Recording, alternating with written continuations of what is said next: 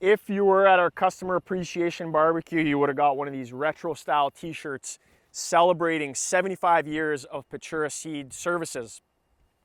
And the celebration doesn't end on July 29th. We have our crop tour where we get to bring back another piece of history.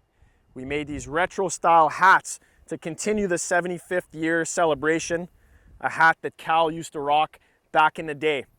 And we also get to talk about how much agriculture has actually changed in 75 years.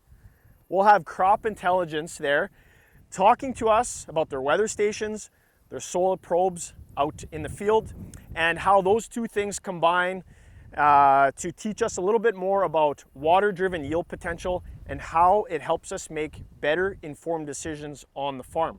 So be sure to stop by on July 29th to grab a deadly hat like this one and to learn more about crop intelligence.